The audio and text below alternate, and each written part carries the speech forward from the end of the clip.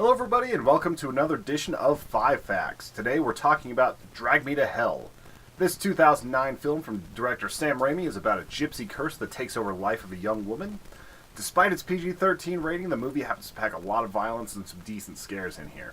But anyway, let's get to the facts. Fact number 1.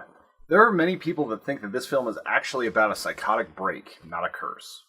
People have theorized that Drag Me to Hell is not a literal haunting story, but about a woman losing her sanity and being taken advantage of.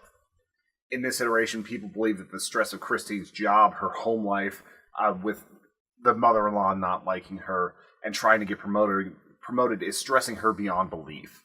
When she makes a mistake and takes an old woman's home, this is the breaking point for her. It's where she's completely changed her character and it's just too much to handle.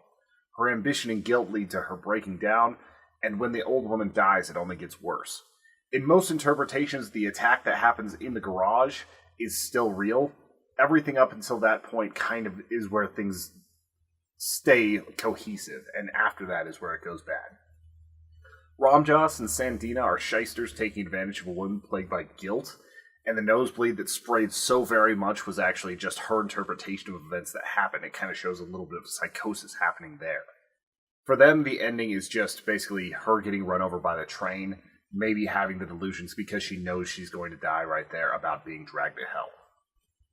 Is this theory plausible? I don't buy it as much, just because Sam Raimi likes to have fun with this sort of thing, but I can see where people are coming from with this theory. Fact number 2. Alison Lohman did most of her own stunts. One of the things that struck me about this movie was just how violent some of it was.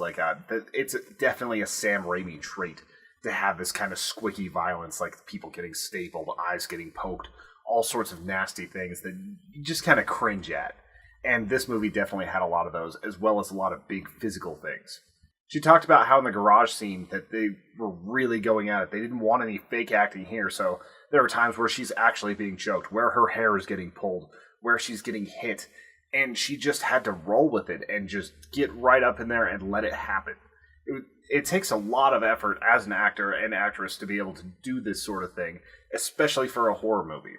I think personally the worst thing in that would have been the whole bug facial she got. That was really rough. The pain is a little bit easier to manage than being completely covered in nastiness. Shooting the film was such hard work that Alison Lohman became run down and even got shingles. She said, "It takes an enormous amount of energy to keep your adrenaline high filming scenes where you're being scared all the time and fighting for your life." I imagine that this was just a very hard project for her from start to finish. Fact number 3. Much of the look and actions of the demon were derived from Krampus and the Greek Furies. We Human Echoes are huge fans of the Krampus. It doesn't matter if it's the movie version or our absolute favorite, which is a book from Brahm, just called Krampus. And we always like that style, the kind of goat horns and everything else. Krampus is often described as a creature with goat horns. A lot of times it's kind of got like satyr legs and everything where they're hairy with hooves. And Krampus basically would take bad children away from their parents and drag them to hell. Or there are iterations where it's just he eats them and various other things. The Furies, though, were vengeful spirits that could be summoned to torment somebody until they killed themselves, and then would drag their soul to hell for eternal torment. So you can see how drawing on both of these kind of brought the idea of this demon to life. Fact number 4. Alania is part of Greek mythology and European history. The title villain in this film is a demon named Lamia, and it's much different than the film version. In Greek mythology, Lamia is a mistress of Zeus who ended up eating children after she became corrupted. In a lot of European folklore, Alania is a seductress who is the bane of marriages, who basically get men to cheat on their wives. In modern times, Alania is more used as a sort of female type of boogeyman to scare children, one that might take their souls in the night or strangle babies. It's a very, very dark thing, but that's basically where it's landed now. Fact number 5. Popcorn facts. Sometimes there isn't a giant glaring fact that makes me want to give it the whole 5 facts treatment, so here's just a bunch of little ones.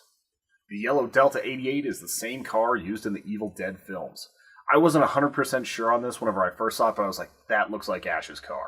That really does, and it turns out that it was, so Sam Raimi's putting some references to his other movies in here.